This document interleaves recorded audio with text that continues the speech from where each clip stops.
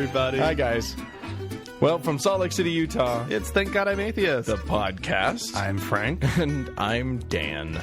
Coming up on today's show, we have the third installment of What Mormons Believe. That's true. And we've got some We're fun going to talk about that. newsy stuff. Yeah, we do that. Yes, These are indeed. all things that we do. Yes, of course. And of course, I think though, Dan, we need to. I know it was mentioned on the blog. Yes. But I do think that we need to mention kind of what happened. Oh, Last week. We missed a week, we did. We missed our first week. and we promised ourselves when we got started doing this that we wouldn't miss a week. Yeah. And And you know what it was?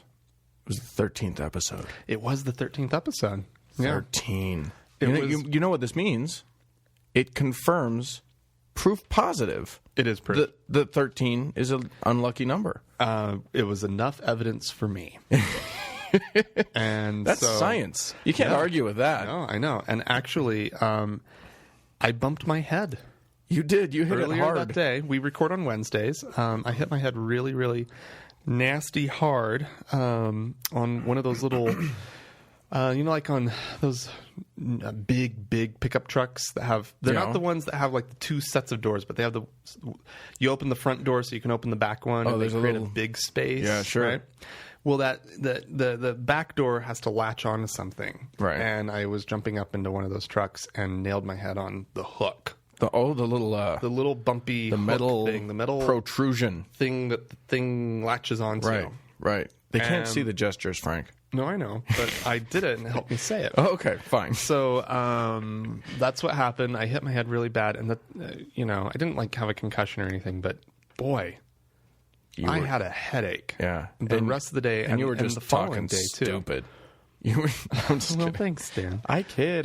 Dan showed up, and we didn't set up. We talked about setting up, or did we set up? We started. No, to we set yeah, up. we started to set everything up and everything, and then it was just like, no, Yeah. it's just not going to happen. It just wasn't. So sorry, everyone. So sorry about that. If this had happened to me, with the hardness of my head prevents this sort of injury from stopping me from doing anything. Well, But- and your actor ethic of the show must go on. yes, I've been well trained to fight through any peril. The University of Utah's actor training program. Oh, If that did anything for you, oh my gosh! the show must go on. Indeed, it must. So, well, anyways, fun things going on in the world. Oh yeah, Dan, what do you got? did you know that 2012 has been declared the year of the Bible? Officially? It is By whom? It is official. Oh, The Pennsylvania state legislature has passed a resolution okay. declaring 2012 Year of the Bible. Oh, that's fantastic. Yeah. This is in recognition of both the formative influence of the Bible on our Commonwealth. This is from their statement. Right. So the formative influence of the Bible on our Commonwealth and nation, and our national need to study and apply the teachings of Holy Scriptures. Our national need. Our national need to study and apply the teachings of We the Holy need Scriptures. to do it. Yeah. I assume that means that next year will be the year of the Quran. I'm just assuming. I don't. That's quite the assumption, Dan. I'm not sure that that's going to actually happen. It seems like that's unlikely, doesn't it? Maybe in some parts of Michigan.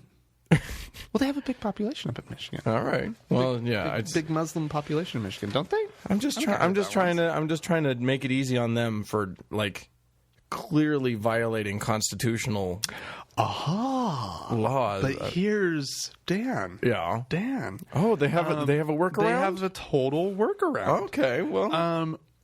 The First Amendment standards, according to Jerry Stern, he's a state representative in Pennsylvania.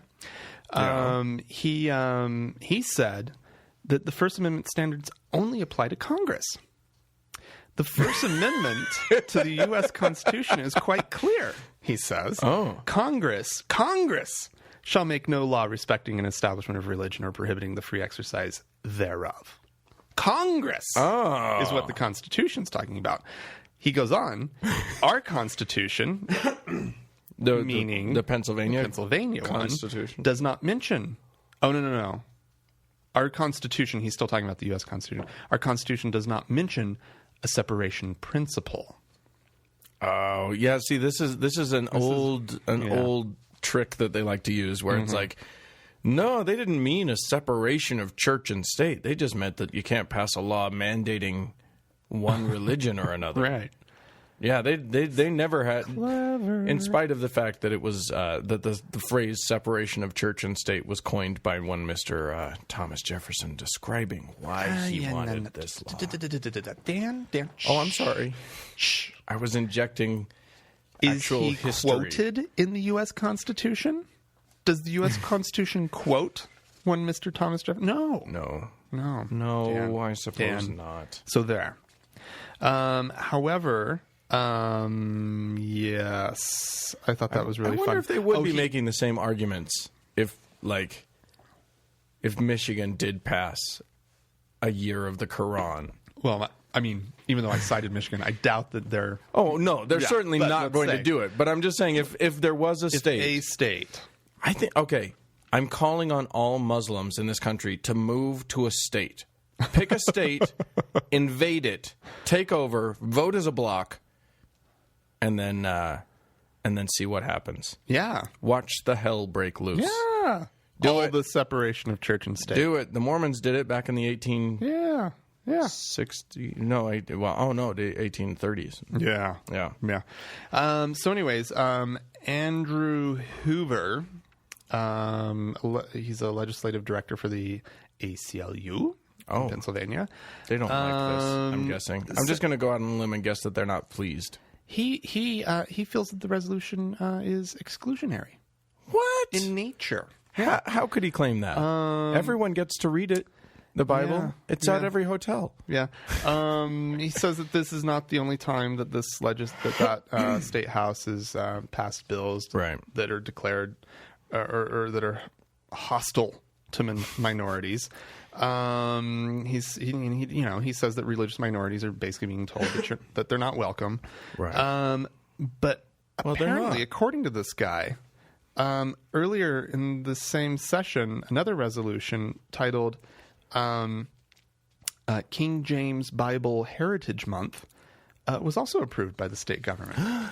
Oh. So these people, they're just Wow. pieces of work. Well, now, wait a minute. I think I approve of this, and I'm going to tell you why.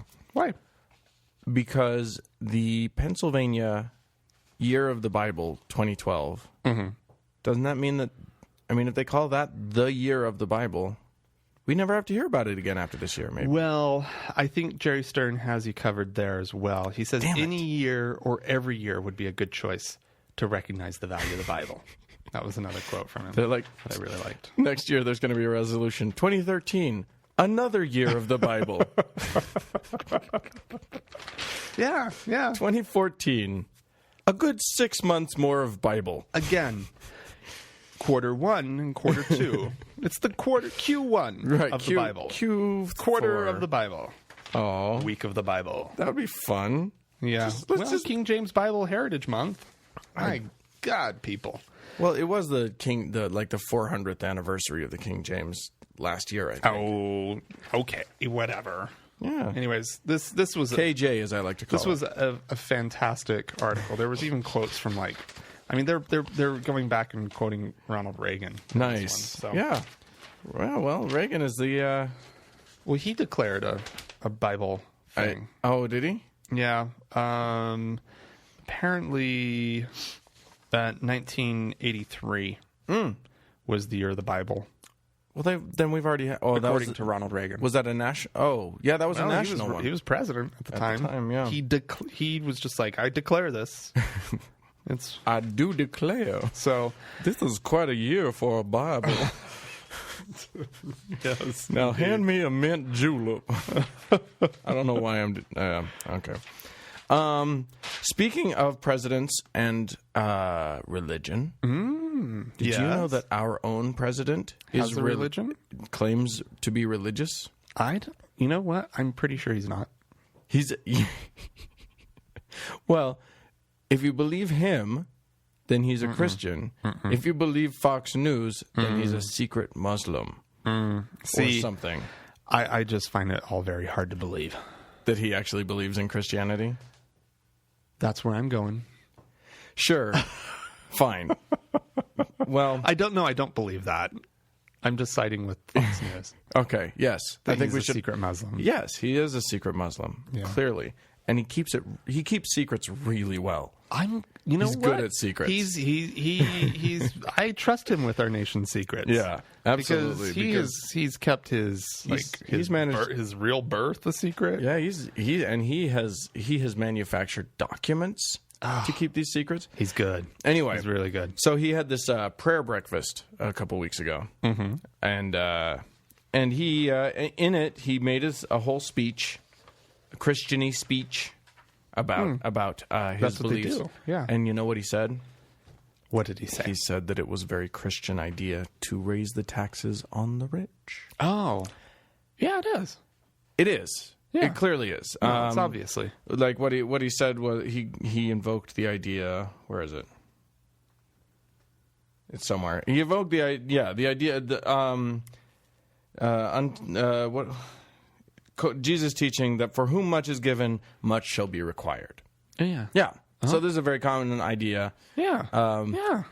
We all know this. Well, we don't all know this. Who doesn't know this? Because all these conservatives are up in arms. How dare he invoke Jesus?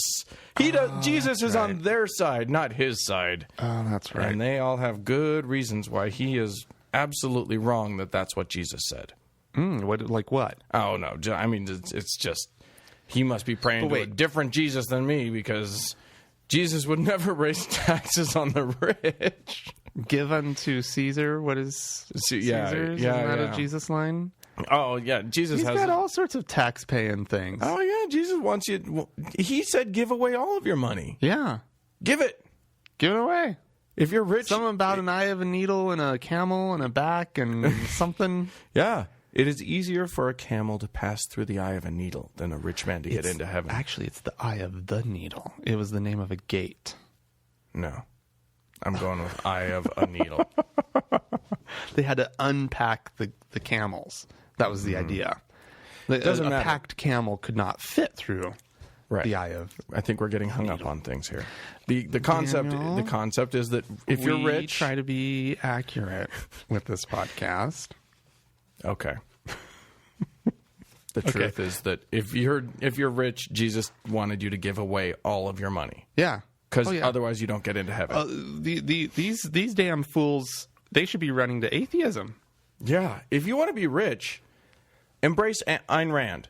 Yeah. She was an atheist. Yeah.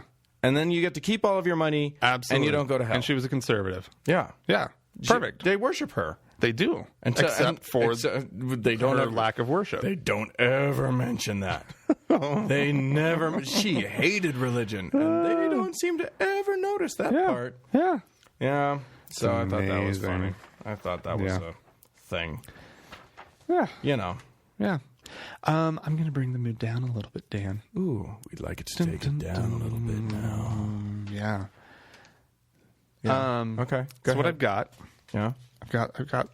We've gone back and forth. We haven't gone back and forth on. I'm not going to sound like we've rooted for the Catholics at times, but we've given the Catholics their credit, and we've given them a lot of shit, and we've given them some shit. Cardinal Egan is. Are you familiar with Cardinal Egan? He was one of the Ghostbusters. He was. Egon, I believe was. No. Yeah, it's a different cardinal. Different cardinal.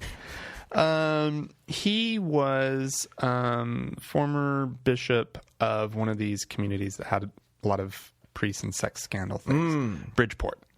Ooh. And you don't want to be an altar boy in Bridgeport, I'll tell you that. Apparently not. I mean, they had tons of cases. I mean, we had guys, serial molesters, just horrible stuff. People accused of raping and boys and that whole thing. Why don't priests ever rape girls?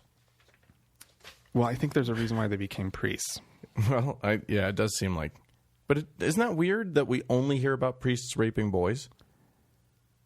Anyway, I mean, Well, they probably have easier access to boys. It's probably not even that they have like homosexual whatevers, because pedophiles typically don't. Typically not gay. Right.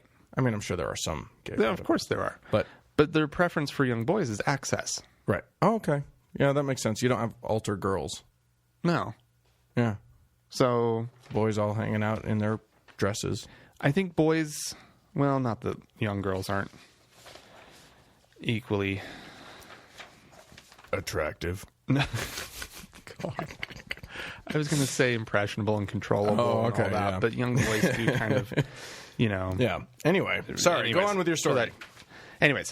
So he, back in 2002, wrote a letter to his parishioners, which said, if in hindsight we discover that mistakes have been made as regards prompt removal of priests and assistance to victims, I am deeply sorry. If in hindsight we happen to discover that we may have not handled this perfectly. This guy, I mean, this was reported in the Connecticut magazine, ConnecticutMag.com. You gotta love Connecticut Mag. Yeah, and they it's an interview. So okay. CT Magazine is CT being Jesus, that was really confusing me for a reason or for a moment. I'm really tired right now. Oh, yeah, I'm sleepy down. Oh, wake up, Frank. So Connecticut Magazine, they do the question and then Egan answers. Right. And he's so completely unrepentant through the whole thing. Like he wanted to like retract it, didn't it? That was CT Magazine asking the question, and he says, first of all, I should never have said that. I did say if we did anything wrong, I'm sorry, but I don't think we did anything wrong. Oh, but no. I hate to go back over this. I think there's more to life than that one issue, especially when I had no cases. Oh, can we not focus on the rapes, please? Yeah. Well, and he does like sort of the classic thing of like, you guys not know that I instigated an entire lunch program with my diocese, and now you got to focus on the rapes again? Right. Well, there's this whole like he totally goes like this victim narrative of like, well, it's just the press. It's just the press. I mean, it's a juicy story. In fact, he says at one point, well, it would be easy to write about anything else. I'm not the slightest bit surprised that, of course, the scandal was going to be fun in the news. Not fun, but the easiest thing to write about. Oh, my God. If you have another bishop in the United States who has the record I have, I'd be happy to know who he is. Oh, wow. Oh, he's a piece of work. This guy. He's a cardinal. Dude is big. Big in the Catholic Church. He's a cardinal, and he's full of himself, is what I'm going to say. Frankly, a cardinal going, if you got anybody who can beat me, I'd like to see it. I will destroy any cardinal you can find. You go ahead and I'll put my record up against any cardinal in the world. The best fucking cardinal you've ever seen. He's something else. Okay. I mean, I really need to see Cardinal WWE wrestling. Oh, yeah, that'd be good. With their popey hats and their pokey scepters. Yeah. Oh, wow. Yeah, if they're allowed to bring all their accoutrements. Oh, it would be bloody. Yeah. That would be some bloody. Maybe Cardinals against, like, the Christian Orthodox guys or something. Ooh. Well... Those fighting priests in Jerusalem, in Bethlehem. Bethlehem, yeah. And they weren't priests. Were they monks? They weren't monks. They were priests. I think they were priests. They were priests. Yeah. They're just glorified janitors. Yeah, they weren't Catholics. They were. I can't remember what they were. Anyway, yeah. Hey, okay, so here's an interesting take on why we don't need to raise taxes on one of the reasons we don't need to raise taxes, because everybody's saying we need to pay teachers. It's this weird idea that everybody has that we need to pay teachers. Right. Have you ever heard of that? How people want to pay them? I think it's a good idea for teaching our children. I think it's a good idea to, I think the point is that you want to pay teachers a good salary, so that you can attract talent and quality. And wrong. What? No. Let me tell you how it works. Okay. And this is a senator in Alabama, state senator in Alabama. Oh, one Mr. They've got good public policy down there. Oh yeah, a tradition of it. Well, one Mr. Shadrach McGill. And Shadrach. I promise you, I did not make that up. As in Shadrach, Meshach, and Abednego. No way. Yeah. Okay. So he's a Christian. He says, if you double what you're paying education, you know what's going to happen? I've heard the comment many times. Well, the quality of education is going to go up. That's never proven to happen, guys. I'm actually quoting him at this point. Okay. It's a biblical principle. If you double a teacher's pay scale, you'll attract people who aren't called to teach. And these teachers that are called to teach, regardless of the pay scale, they would teach. It's the ability that God give them.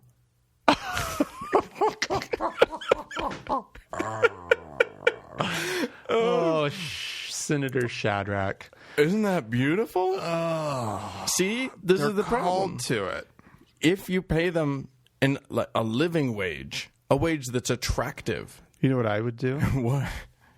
I would cut all legislative, or propose to cut all legislative, like reimbursement, payment. I mean, the state legislators rarely make a really good living. I got news for you. He's got an answer to that.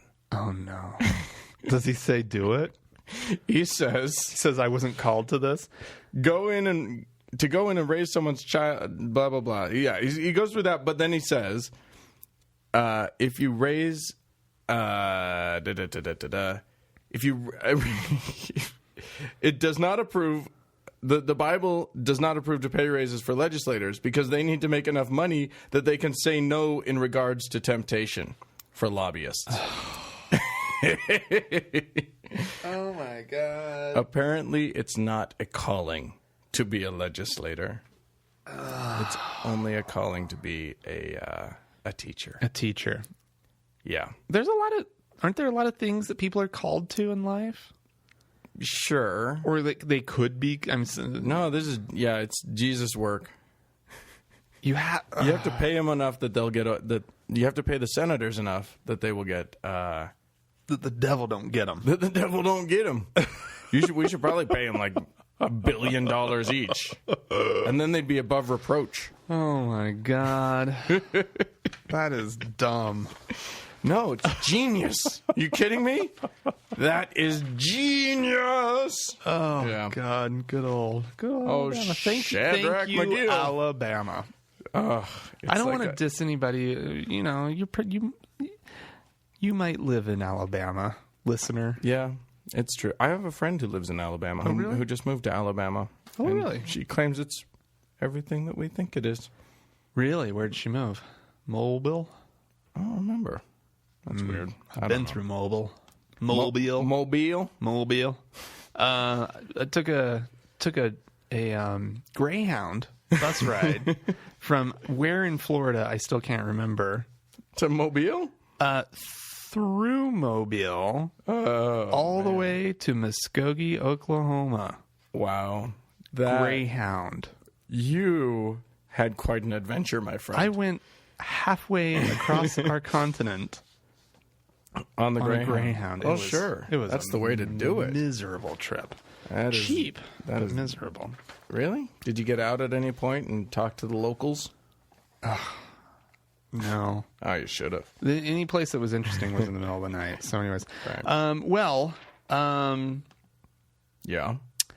I got another fun little thing. You know those Westboro Baptist churches? Oh, we all love them. These are the Fred Phelps people. Yeah. For those of you out there. The God hates fags, folks. God hates fags. But also God hates America, and God hates all kinds of stuff. Yes. Apparently, they were in Clayton, Missouri, at a high school, protesting. Something. Well, why were they there? I think they were there to protest this gay-straight alliance that was going on at this high school. But anyway, so the gay-straight alliance, their response was to hold a fundraiser. To raise money for the Human Rights Campaign, the HRC. They're the blue stickers with the yellow equal sign on them. Yeah. That you'll see on cars. Sure. We got one on our car. Good for you. Huh. I don't. It confuses neighbors. Well, you guys would be confusing neighbors no matter what. It's true. Anyway, go on. Oh, I was about to elaborate. But, You are welcome to do so. I was about to explain for another time. Okay. No, I think... How are we confusing our neighbors, Frank? I don't know. You're pretty... I'm a nut. Is that what it is? I'm nutty. You're nutty. Is that what nutty. I'm being accused of right now? Yeah. Okay. So anyways. All right. I'm really loopy. Yeah, you're the nutty one, Frank. Oh my God. So anyways. So yeah. So the way that the fundraiser worked was supporters would pledge contributions based on how long the Fred Phelpsies were out there. Oh. So you would donate a nickel a minute or whatever. Oh, yeah. Right? And so that would be going to so it was no longer in their best interest to stay because they were just supporting their worst enemy. And then what's great about that is then it's in the interest of these kids to keep them there. Oh yeah. That's what you send the kids out and you say, you keep them here. Doesn't matter how you do it. Engage them in conversation. Sure, but I think the point is to get them to scream. Yeah, I know. I actually saw a similar thing. And I think, by the way, for all of you out there, here is how you handle these people. Because you don't want to engage them and yell at them. That's exactly what they feed on. That's the thing that they want. Right. What you do is you go across the street from where they are, and you set up a little table, and you just say, if you hate what they're doing, donate. Yeah. And you just put a little donation jar out, and you chat with people about good things. Yeah. And you don't even engage with them. No, yeah. That's the key. As like the people who stand next to them and hold funny signs. Well, there is that too. Yeah, you should probably do that. You should probably do that. What was the one? There was one that was like the lady was saying, holding a sign that said something like, homosexual sex is a sin, and then somebody next to her was holding a sign that said like corduroy skirts are a sin, or something like that. It was funny. It's cute. Funny. Yeah. Well, what have you got? Anything? Yeah. One more thing. It's about Mittens Romney, our friend Mittens. Yes. Who is apparently a constitutional scholar. Oh, really? Yeah. Oh, yeah. Because we were talking about the whole separation of church and state thing. This Proposition 8 that they got down to the California. Oh, yeah. Yeah. It just passed. The appellate court, the 9th District Court of Appeals, has affirmed the initial decision that Prop 8 needs to be struck down. Right. And of course, Mitt had to make a statement. Oh, of course. About that. One wouldn't want to be confused about what his position on gay marriage is. Well, his position isn't about gay marriage in this case. It's about how the 3-judge panel doesn't understand what the Constitution says. Oh, really? Yeah. He knows much better than a judge of federal judges. Sure. Somebody at the top of their game. Right. Their game being the law. Right. His years of business have taught him much more about. Okay. Yeah. What does he say? Oh, he just says that unelected judges cast aside the will of the people of California who voted to protect traditional marriage. This decision does not end this fight, and I expect it to go to the Supreme Court. I believe marriage is between a man and a woman, and as president, I will blah, blah, blah. Who the fuck cares? The point is this. He obviously, he doesn't know what he's talking about. Well, yeah. First of all, he probably does know. I'm sure he does. But he can't take that position. The first thing that just gets stuck in my craw here is the whole sort of this continued demonizing of judges. Oh, yeah. Right. You know, this unelected and this and that. And it's like, well, yeah, that's how the system works. Right. That's how this wonderful Constitution that you can't handle. You just freak out anytime anybody like. But these constitutionally mandated judges so well that he's actually going to diss on somebody who's holding a constitutionally mandated position. Right. These constitutionally mandated judges, the check against all of these things. I mean, that was what, 4th grade? Right. Civics? Yeah. I mean, well, what I love is that all they talk about, these Prop 8 people, all they talk about is this was the will of the people being subverted. Well, it doesn't matter if an entire state decides that they hate on black folks. Right. Or they anybody don't get to make that choice. You don't get to choose that. You get to choose a lot of things. Right. But this is a country that's under a single umbrella of a constitution, and you don't get to choose who gets rights and who doesn't. Right. Yeah. But obviously, I mean, it's just so, I don't know. It's this conflation of church and state, and it drives me insane. Oh, damn. Let's take a break. But before we do, if you'd ever like to comment on anything we have to say, please give us a call. 424-666-TGIA. That's 424-666-8442. You don't have to call. You can write us an email. Sure. We got the email address, podcast@thankgodimatheist.com. And if you just kind of want to follow what's going on, there's of course the blog, thankgodimatheist.com, and there's Twitter @TGI Atheist. Yeah. And so we'll be back in just a minute, but we're going to listen during our break. A clip from the Bill Maher. Little Bill Maher. Who, by the way, I'm going to introduce this by saying he totally ripped us off on this thing. All right. On our last episode, we came up with an idea. Uh-huh. And then the next Friday or Saturday or whenever he does a show, this comes out. Ugh. Thief. In case you didn't hear, it was discovered last week that Edward Davies, Ann Romney's father, an enthusiastically anti-religious scientist who called organized faith hogwash, was posthumously baptized in the Mormon tradition 14 months after he died. They tried to do it sooner, but he wouldn't stop spinning in his grave. So here then is history's first unbaptism ceremony, right now.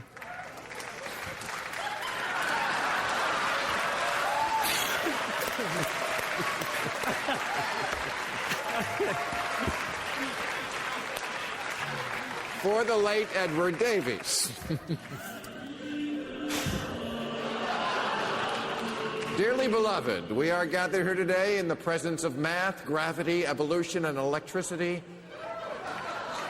to honor Brother Edward and to send the powers of SEAL Team 666 to rescue him from planet Klolob so that he may spend eternity with the kind of freethinkers he chose to hang out with on Earth.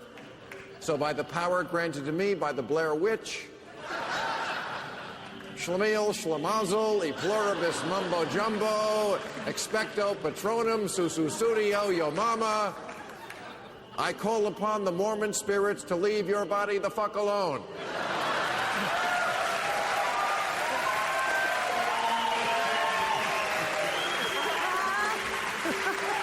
Brother Edward, in this world you had to put up with Mitt Romney. You've suffered enough. Oh, Bill. Bill Maher. Bill. Well, to be fair to Bill Maher. Oh, don't be fair to Bill Maher. Well, you claim that he thieved us. He ripped us off. This happens all the time. I know. The jokes emerge all around the world at the same time. But they start here, and then everybody else does them. Oh, boy, yeah. Oh, boy, yes, indeed. I still like our brainstormed unbaptism ideas. I think that's funny stuff. Squirt water away from you, Which, by the way, toward a priest. Right, exactly. Yeah. Or in the case of Mormons, you have to be whipped out of the water and dried quickly. Really get like some Dyson. Yeah, exactly. Giant Dyson debaptizer. It could be an industrial debaptizer from Dyson. Yeah. Get on that, James Dyson. Come on. We know you've got it in the works, the debaptizer. Yes, indeed. Well, Dan. Yeah. You have an idea. I do. Well, Dan has Dan has an idea. So last week, if you'll recall, not last week, technically 2 weeks ago, on our last podcast, we were talking about how religions get to act with utter impunity in terms of how they run their business and who they get to fire and all of this stuff. Sure, yeah. And jokingly, we said, if we were starting a business, we should make it a religion. Yeah, I think that's a good idea. So we want to start a religion. I'm not kidding. So here's the thing: we've been looking into incorporating our little thing here, and maybe selling some merch for you guys. Yeah, some T-shirts and whatnot. Yeah, and we wanted to maybe do it as a religion because we don't like paying taxes. So our merch would actually be like a bake sale. Yeah, exactly. It'd be a fundraiser.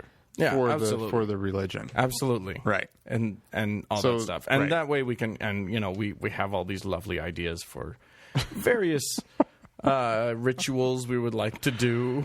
Yeah. Do you want to tease them with a ritual? Well, the one that I'm pushing for is I want, if we there's obviously things, this is part of the test. Right. You do have to have ceremony. You have to have things that you do in order to be a religion. You also have to have beliefs and tenets and all that kind of stuff. So, we're going to have to look into this a little bit more. But I want to do proxy baptisms for both dead and living Mormons. Yes. And baptize them into our little religion. Right. Exactly. Proxy. Yes. Because that's what they do. And why the hell not? And so, yeah. So here's the thing. Here's the reason I'm bringing this up is because you, beloved listeners, might know somebody who is a lawyer, who understands these things, who knows what it takes to set up a religion. And if you do, and they want to do a little work for us, that would be amazing. It's totally absurd. Why is it absurd? It's a little absurd, Dan. Well, I'm gonna be a voice of reason. I think it's a little. It is. You are poo-pooing something that is a brilliant idea. You don't need to poo-poo Dan, this. I will go along with the idea 100%. But I'm saying that there's an absurdity to this idea. Absolutely. Well, that's the whole point. Is that it is absurd. Mm-hmm. This is Stephen Colbert and his super PAC. What I would love to see is people be pissed off that we have a fake religion and that we're tax exempt. Exactly. This is what I'm saying. That's what I would love. I would love for it to actually be like a news story. We point out the problem with the issue, right, by engaging it at its most absurd level. Right. Absolutely. That should be one of the tenets of our religion: is that religions shouldn't have tax exempt status. Well, there's that guy in who has the fake religion online. Well, it's not a fake religion. He does everything that he needs to do for it to be a real religion, right. And he sells, ministry. So you can perform your friend's marriage, sure. and it's great, and it's actually been a great service, and people are now approaching marriage even in totally different ways. I mean, how many marriages or weddings have you been to? Right. Where, by the way, where it's performed by a friend, right? Absolutely, and it's beautiful, and that's totally great. Different. And by the way, our religion we will be happy when we get a religion. We will be happy to make you a minister of the religion to conduct a marriage, but our religion only conducts gay marriages. That's what I think we should do. Yeah. Anyway, just in spite of Frank's chiding, I am totally serious. If you know someone, Dan is 100% serious. If you know someone who can help us, I will support Dan, and I will gladly be a minister in a real religion. In a real religion. If it means that the business is tax exempt. Yeah. Well, and like you say, it'll piss some Christians off. That's always nice. No, what I want to do with it, because regardless of whether we actually had a religion or not that was on the books, although it becomes juicier if it is, I do want to do the baptize Joseph Smith into another religion and Brigham Young into another religion. Yep. I think that, because here's the thing, it's we didn't really talk about this news story, but this week it broke once again that the Mormons have, there's been some more Holocaust survivors. Right. That or Holocaust victims, I don't know. They were survivors, Holocaust survivors who were baptized for the dead in a Mormon temple. Right. And other various bits of the church did posthumous work and whatnot. They did apologize. The church apologized, and they blah blah blah, and they reprimanded the people and all this.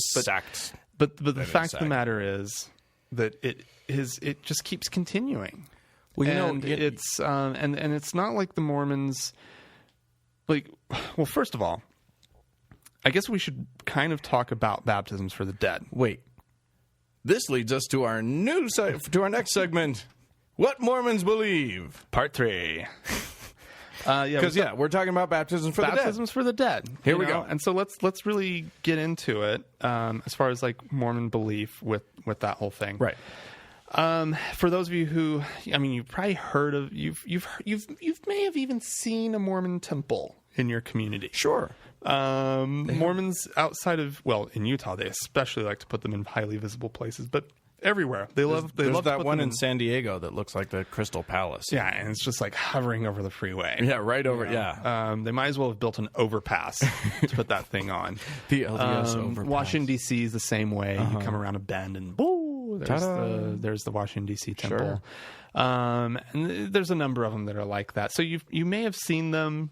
They're big, fancy. They used to kind of try to make them attractive buildings. Oh yeah, and they wanted them each to be unique and beautiful. They don't do that anymore. No, now they want drive-through temples. Yeah. Essentially.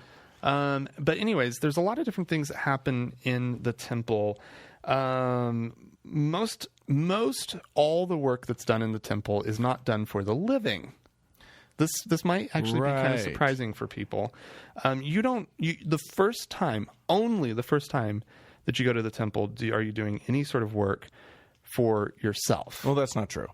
There is marriage. Well, there is marriage. So there's the first time you go, which is your endowment. Right. You get endowed with a bigger penis. Okay. No.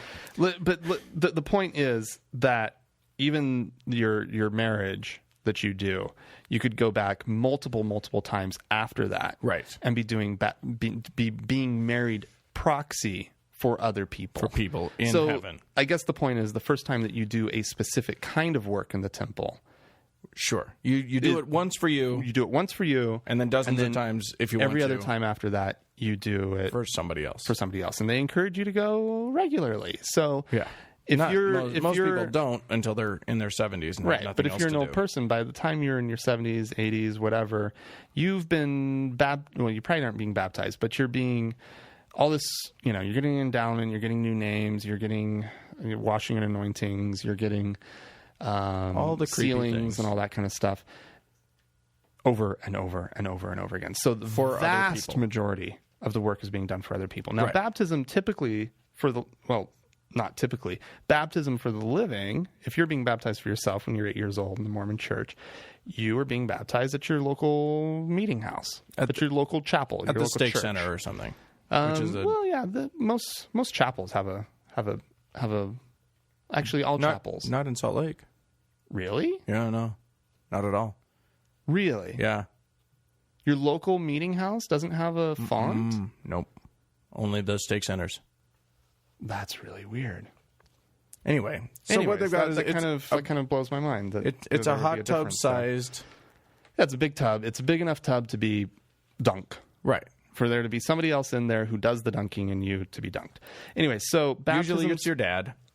Yeah, but we're straying here. Yeah. Baptisms for the dead in the temple. And the whole idea here is that they are setting up an opportunity for somebody in the afterlife, Right. somebody who has died, to accept the work that's being done physically on earth in the temple. Right. And that's what the Mormons are trying to do. So to be clear, here's the deal. It's not that the Mormons are not saying that because they do a baptism for your grandpa who has passed away in the temple, that he actually is a member of the Mormon Church. What they're saying is, because baptisms can only be performed in this life and not in the next, inexplicably, for whatever because reason. you have to have a body that's dunked in water. Okay. No, it's they're so literal. Yes, it's true. About So what it takes. because your spirit cannot be dunked in water, that's exactly because spirits can't get wet. Well, what about spirit water? That's a great point. They believe that everything exists in spirit, so why could not a spirit be dunked in spirit water? It just can't, Frank. It just can't. These were the kind of questions that people at church didn't like me for when I was a kid. So here's the deal. Because spirits can't get wet, basically, so they have to do this. Now, mind you, they have to do this for every human being that has ever existed on this planet that didn't get baptized in their life. It's their obligation. Yes. Billions of people. Yes. They've got a lot of work to do here, folks. And what they do is they actually go through a baptism by immersion in a font. Yes. And they say, I baptize you for and in the name of Juan. And then they whoosh. And they baptize you. And they usually do like 30 at a time or something. They do a big bunch at a time. They're usually working with kids. Right. They're working with 12 to 18-year-olds. Right. Because grown-ups don't like to get wet once they get past a certain age or something. Well, it's minor work, and I think that's why they have the minors. Yeah. And you don't have to be endowed. You can just go in as long as you're... So here's the deal, though. And this is a point that a lot of folks don't get, is that they're offering this to the dead folks. Yeah. They're just saying, hey, we've done this service for you. If you want to accept it, now that you're in the spirit world and you look around and you see that we were right, you're welcome to accept it, or you can turn it down go to hell. You retarded people. I remember thinking, well, it kind of seems like this whole being born into the church thing was kind of a lame curse. What? Because you could just if you were born in China and you never heard of the curse. Yeah. You never heard of the church, rather. And died. You could have just been whatever kind of asshole. And then in the afterlife, look around and go, oh, hey. My mom was always like, yes, but it's harder in the afterlife to accept than in this life. And I'm like, then why did you have a dream like 6 months after Grandma died that all of a sudden she accepted the church? Because she was able to, finally. No, okay. So, it was so hard.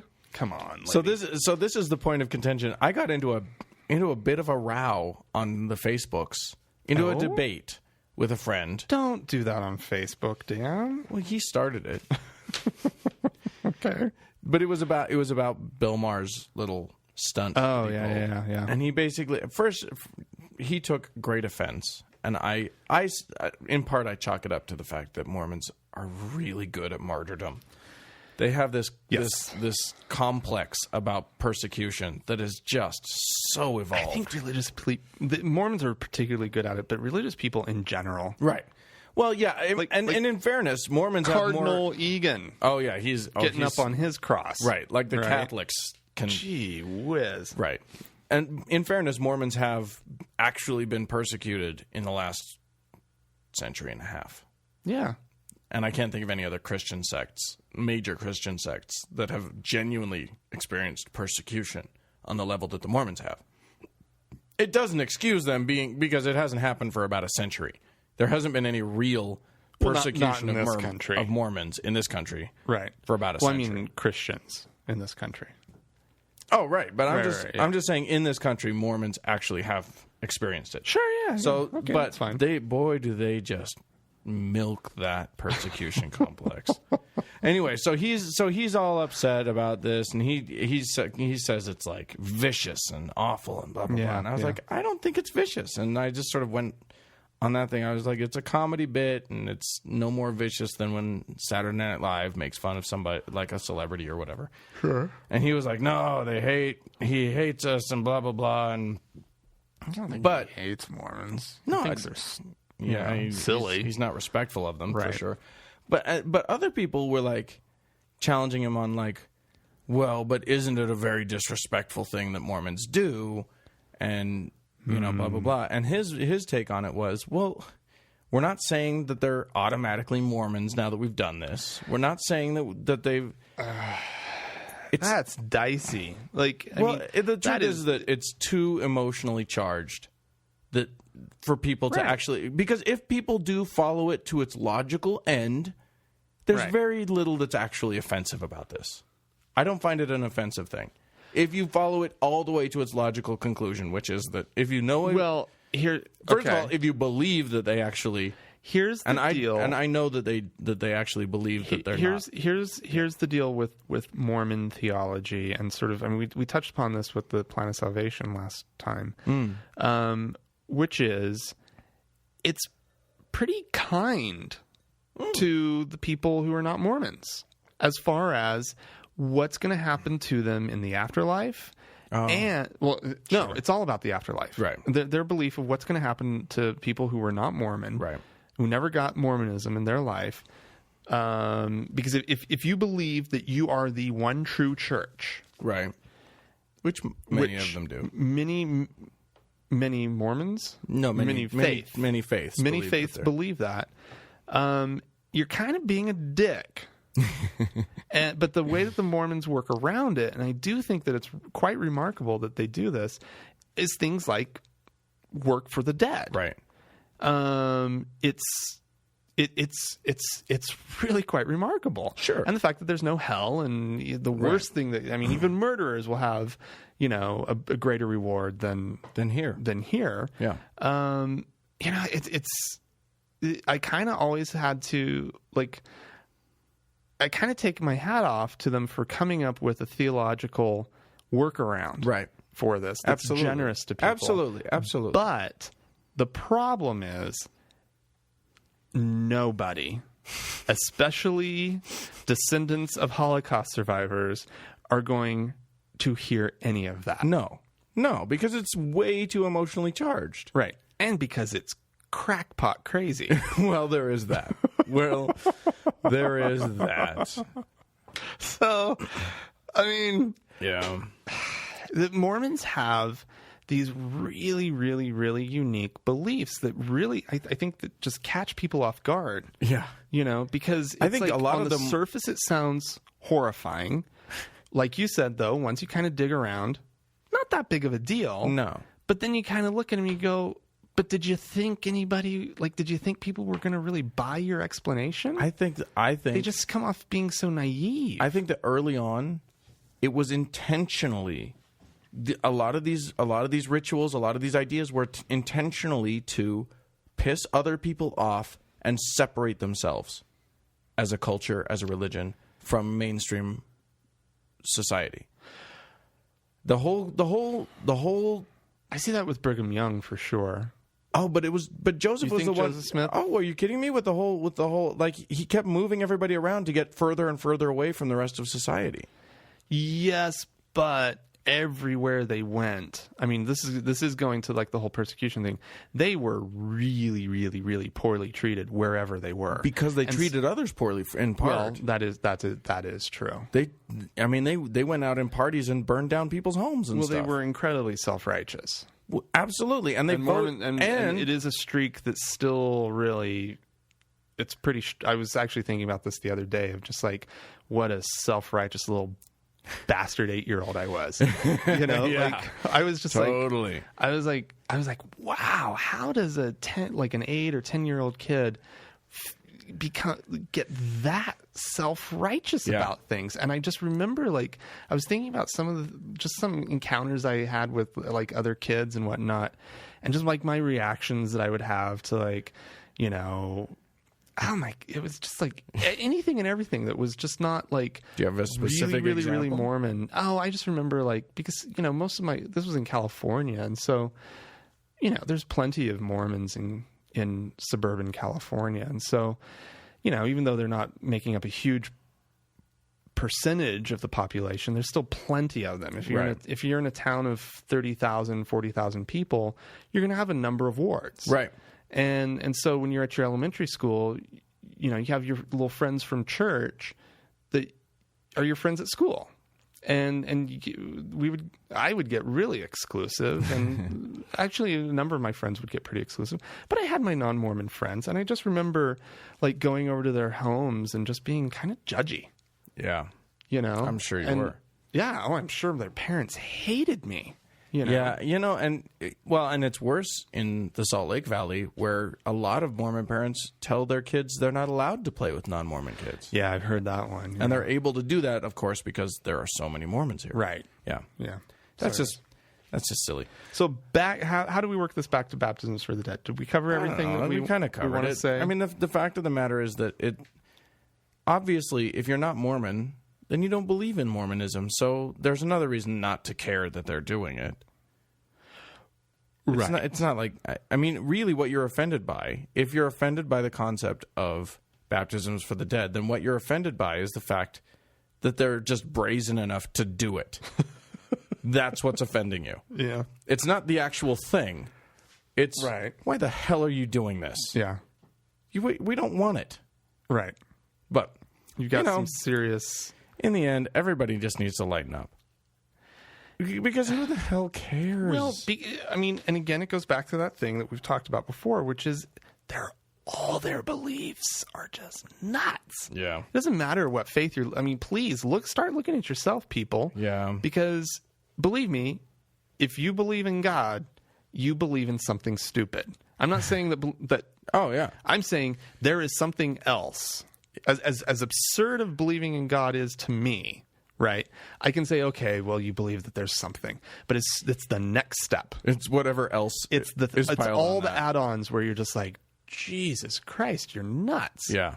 So, well, I mean, for me, just having that belief in a magic daddy in the sky is plenty of crazy. I agree with you there, but I know plenty of people who use the term agnostic to describe themselves that are like, well, I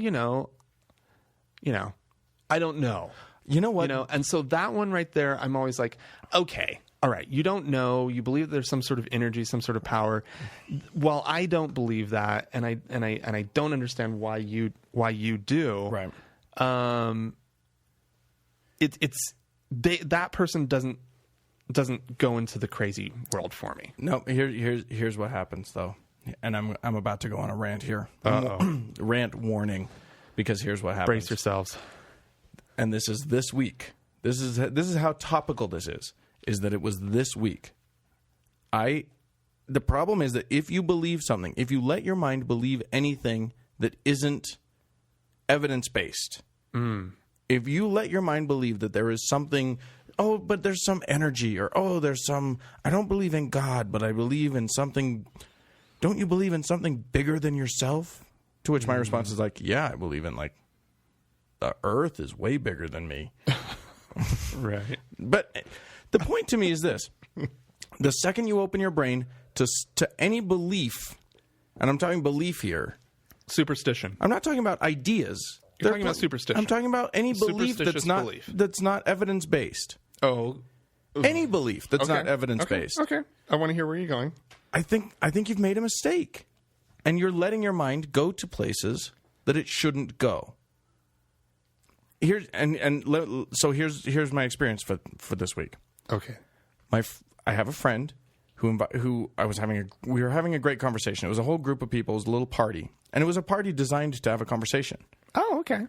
And we were talking, and he suddenly whips out that he plays a video of people cloud busting. Do you know what this is? Cloud busting?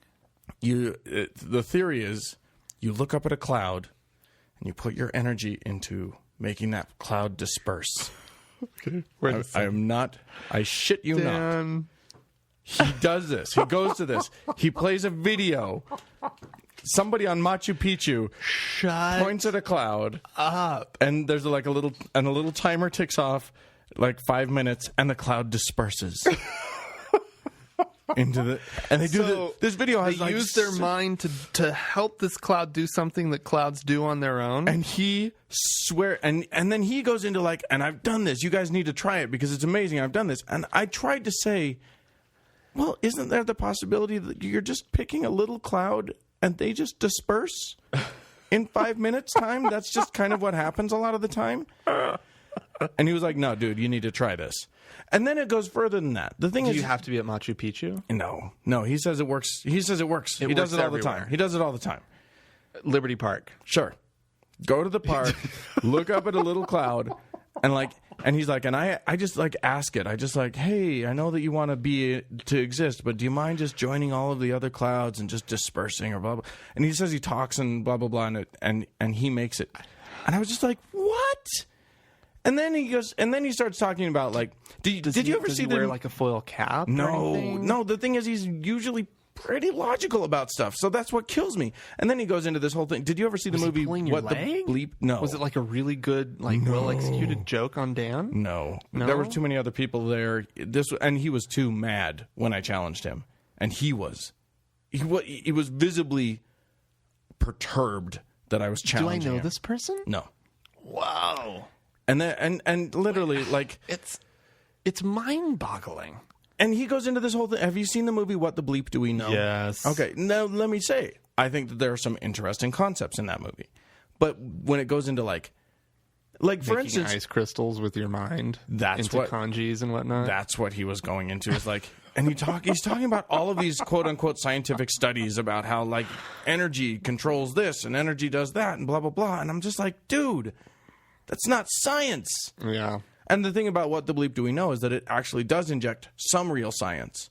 Mm-hmm. Like, yeah, well, a lot of pseudosciences typically have some sort of science in them. It's like, Shakespeare said, to win us to our harm, the ministers of good tell us truth, or of evil tell us truths. Win us with with little truths, and then suddenly. The thing is, if you don't train yourself to be able to analyze scientifically and logically what's going on, right?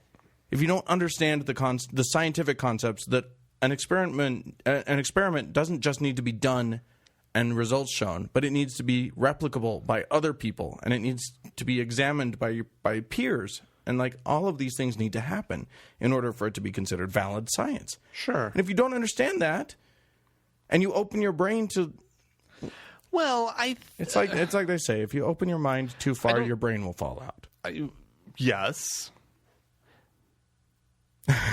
I'm just saying that that when you start down the road of belief without evidence or with insufficient evidence, I don't think that you're in trouble. I don't think we necessarily have to run everything through the ringer of science, but Why reason, logic. Those are scientific studies. Reason and logic. Well, I mean, yes. It's hand in hand. But what you were saying though is, scientific, like what I was hearing you say was like, you're not going to believe anything unless it's like scientifically proven. Well, okay. Obviously that doesn't apply to like philosophy or whatever. But. Right, exactly. And so I think that like, but I think we also need to study how logic works. No, yeah. And I think a lot of people don't. Right. A lot of people think that they're logical, and they don't actually know that there's nothing mystical about logic. It's actually mathematical. Yeah. Anyway. Yeah, I'm usually always fairly amazed by my fellow human beings. I'll close the rant now. Yeah, okay. The rant door is closed. Oh, we need a Frank, sound effect. You did a sound effect. Woo. Oh, it's so cute. Yes.